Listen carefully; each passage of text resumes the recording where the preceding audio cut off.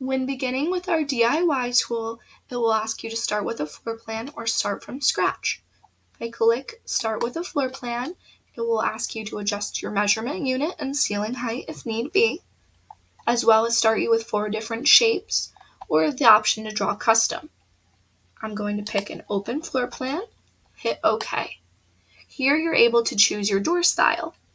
You're able to change between pre-assembled, ready to assemble, different door styles, and colors. In my case, I'm looking for a ready to assemble shaker in blue.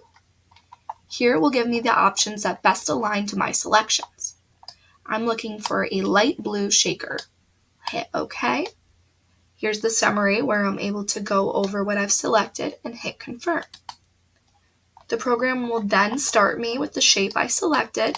The measurements are of course not yours yet, but you are able to adjust them by pulling the wall lengths upwards, downwards. You're even able to angle the walls if need be, or you can adjust them by clicking and adjusting the length over here to the right.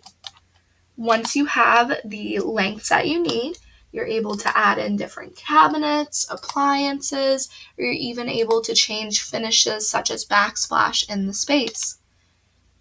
You can submit your design to one of our skilled designers who can review it in detail if you would prefer to work with a pro as well. Our design team is here to review your design and answer any questions you may have along the way.